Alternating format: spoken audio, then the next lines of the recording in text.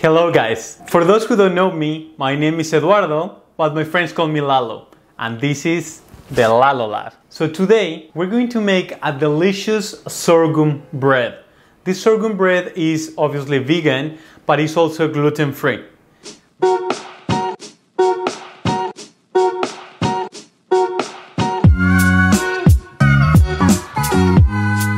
So Arena doesn't like sorghum, so then I thought, what can I do to make her like it? Some of you might have the same thing against sorghum because sometimes it tends to be hard, you know, even when you cook it, you still feel that resistance. So that's why many people don't like sorghum. But this recipe is for you.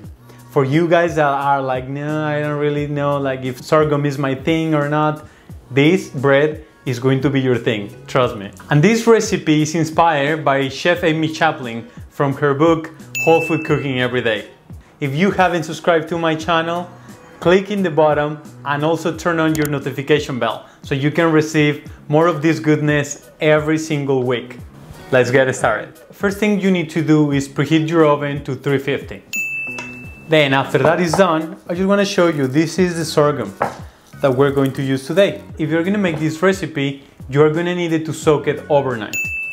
It is important because when you soak the grain, you don't only remove the phytic acid, but also soaking is going to make the grain bigger, it's going to absorb some water, and it's going to help us to blend it. We're going to make like a mix, and then we're going to bake that mix. So if it's completely raw, you're going to have a hard time blending it, even though you might be blending it with a high-speed blender, because that's what I'm doing today. So don't forget to soak your grain overnight. It is really important. If for some reason you forgot, you know, you were super crazy or the kids or, you know, you couldn't do it for any reason, I don't know what. Boil some water and then pour it over and then let it be for 2 hours there. That is going to soften up the grain. You can do this at 8 or 9 a.m. By 11, 12, it's gonna be ready to blend. I cannot assure you the same result, but I'm sure it's going to be able to blend better than only raw sorghum. One of my favorite kind of savory breads are those breads that contain nuts and contain dry fruits. Sometimes they have cranberries with pecans. That is one of my really favorite ones. But today we're changing it up a little bit and I'm using figs, dried figs, and some walnuts. These are organic dried figs, unsulfured.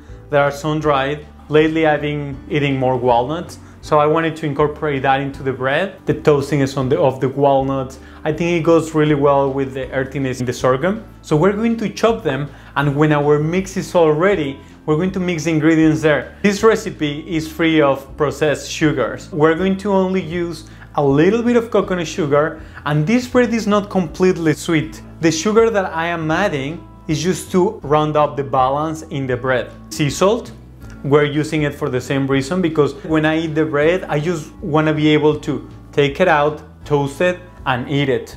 And it's perfectly seasoned. I don't need to add anything. By itself, it needs to taste like bread. It needs to taste delicious. No, I don't want to put some salt or olive oil. The amount of salt in this recipe is about 2%. So it's not too much. This is going to give amazing flavor to your bread. So psyllium husk comes from a plant, and this is very appreciated because it has a lot of fiber. It's very used in Ayurveda because of its properties, but also it is used in baking because of the mucilage that it contains.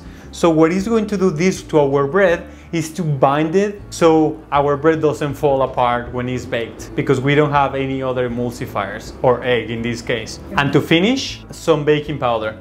Baking powder is going to help us to open up a little bit of the crumb of this bread. It's still going to be a dense bread, but not completely. It's going to be a little bit aerated, and that is also why we're blending the sorghum instead of just putting it in the food processor. When we blend it, we basically break down all the sorghum so it can be more like a dough instead of being chunks of sorghum. In the test I made, the first one I didn't blend it all the way, and the sorghum, when I eat it in the bread, it was really hard, even though it was cooked for 1 hour. Then in my second test, I blended very well, and it just came out delicious. So let's get started, guys. First thing we're going to do is we're going to hydrate our psyllium husk with a little bit of water, of the total water. We're just going to add the water and mix with a spoon and put it on the side. We're going to blend first the sorghum. I explained why I'm doing it in the blender, because the blender has higher power than the RoboCube. So that's why blender, I believe, is better for this bread. Then the rest of the water in. I'm going to blend this with the salt and the coconut sugar. Then we're going to blend it, first starting on low, then bringing the speed up little by little.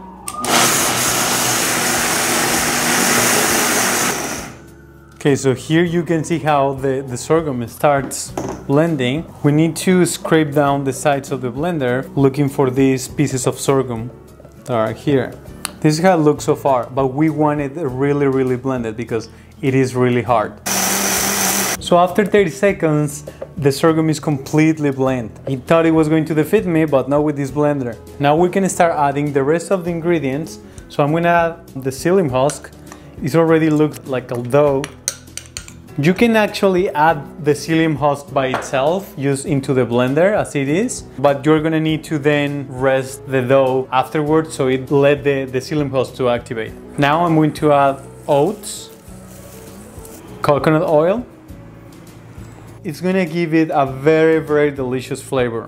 So I would suggest using extra virgin coconut oil, even though the aroma is very strong and the flavor too, but in the bread it's going to give it a beautiful aroma, and it's very mild. It's not that strong, but also all that fat is just transformed into flavor. It is beautiful. All the baking powder in there. And something that I like to do is just, when I add the baking powder, I just kind of put some mix on top with my spatula, because otherwise when I blend it, all the baking powder kind of like goes everywhere in the blender, but not in the mix, because then you get the blender is all white. Now we're going to blend.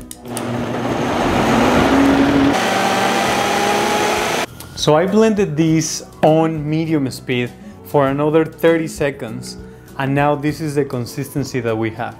Can you see how it is perfectly thick? Looks beautiful.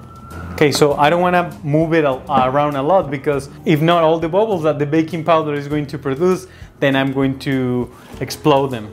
I transfer my mix into a bowl, and I'm going to add the dry fruit. Look at these beautiful figs, damn! And I'm going to eat it, and look, walnuts, all these little bubbles here, this is already the baking powder acting. So I don't really want to, you know, break all the air that the baking powder is producing. So I'm just going to fold it in. So now here it's already integrated. So I'm not going to mix it anymore. I know it's already mixed. And then now I'm going to place it into my container. I'm going to show you really quick how you can line your pan with parchment paper without patching it up with pieces of parchment paper everywhere. So first thing I did is I grab my mold, and then I measure these sides just by eye. It doesn't have to be perfect. So you measure it, and then you want 3 times this size, because I am counting 1, the wall, 2, and 3. This is 1, 2, and 3. This is the bottom. So then when you have that, you just fold your parchment paper. Obviously you need the length of your parchment paper to be longer than your container. Also because you want this part that is going to be in here. So you don't cut your parchment paper and this side just because you think it fits, because if not, this wall and this wall, it wouldn't have any. So now you would cut it longer. So now you open it up. So what you're going to cut is right here, 1 and 2, until the base starts. But if you're having trouble to deciding where to finish cutting, so you are just going to fold first the parchment paper, and then when we cut it, we're going to cut this and here, and now you have this. So what this helps us to do is, now we have a box without doing anything else. You don't have to do anything else. The only thing you have to do is just bring it together, and voila. Now we do the same with this. The part that we cut goes in the front. You can push it. Then you can even do this, so it stays there. And then the other parts goes in the back. You have a little box that now we're going to transfer it into our pan. That is very good to don't waste parchment paper. First, be more sustainable, and you're going to line the whole pan. Let's now place our butter in here. First, just at the bottom, the butter is going to start falling down nicely, and then I'm just going to help it with my spatula. When I'm gonna put it on the side, I'm just gonna hold it so the parchment paper doesn't go in the bread. And then now, once I put one, the rest now is easy. Try to distribute it evenly because the dough is a little bit thick. So if you just leave it like that, it's not going to go down because this is not a regular mix. Gently, and I mean gently, not like killing all the bubbles, right, that are in there. No, just gently here. Also pressing the sides because we didn't press, you know, when we were first putting the dough. So now we use same spatula. It even has the shape. That's wonderful, right? And I didn't plan this, but it just came out. So just pressing down a little bit. If you wanted to do something different with your cake, something very simple to do is just with your spatula, it can be a metal spatula or this, just now maybe we go in. So it looks like it has an edge, this side, then we put this one towards the side. The same with the other edges.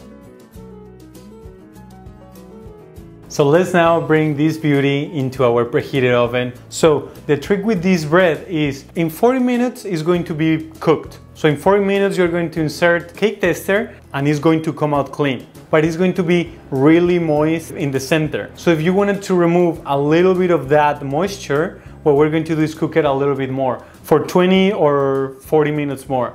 Actually, that helps a lot. I'm gonna show you anyway. So when you cook the bread, you wanna put it right in the center of the oven. Not too low because my oven is not convection. So my oven, the heat comes from the bottom. If I put it too low, it's gonna burn the bottom of my bread. That's why I put it kind of a little bit up from the middle and also in the center, because the center is going to make the heat being even in the other side and in this side. So don't put it like in here or all the way in the back. This is being 40 minutes. We insert our cake taster and it's clean. If I want it, I would take it out and that's it. But there's still a lot of moisture inside the bread. And as you can see, there is no color on the top. So what I'm going to do is I'm going to dry it out a little bit more. That's what I'm going to do for other 20 minutes. And then I'm going to show you the final result. So look, even our parchment paper is going to help us to transfer it from here into our resting rack. So just carefully hold it and then transfer into here. Now, I just wanted to see this. If we keep it in the pan, there is already water there because the bread is full of moisture. So if we keep it in here, then it's going to be like a pool and then all the water is going to stay there. So we want to take it out so we have this, like the bread can actually breathe. And now look, you see, I told you it was going to have some color. It's just my oven. We're going to remove the parchment from the bottom too, because the point is you remove, you know, all the parchment paper. If not, how it's going to cool out. And now here we have it. Beautiful baby. Then you can see the fig right there. We have our bread done. And look at this beauty. Isn't it so gorgeous? Like now is when you are like, yes. And when you eat it, you can go, yes. Super simple to make. You can use the sorghum in a different way and still make something super delicious. This bread can be used for breakfast, for lunch, toasted and then just eat it like that. Even as a dessert, just toasted. You can put some nut butter, you can put some maple syrup, just brush it with a little bit of maple syrup or your favorite sugar and eat it like that. The way you can store this bread is when it has already cooled down, just slice it the thickness that you want, save some in the fridge and the rest just put it in a container, is airtight, and then put it in the freezer. This is it, guys. I know it's sad to let me go. I just want to thank you so much for watching this video, for investing your time. And if you like it or you have any questions, leave those questions down below in the comments so I can answer you. And if you're hungry for more knowledge and you want to know different ways to prepare different kind of grains, I made an ebook called Whole Grains, the plant-based guide of discovering cooking and eating grains. In this guide, you're gonna find more than 20 vegan recipes, specifically to showcase the grain itself. If there is more than 15 grains in the ebook, everyone explains their uses, some facts about the grain, and how can you apply it into the kitchen. And the best part is that I just reduced the price of the ebook to only $9.99. It's basically a ganga, like we said in Mexico, meaning a steal. So go get your copy. I'm gonna leave the link down below so you can check it out. Thank you so much for watching. See you next week.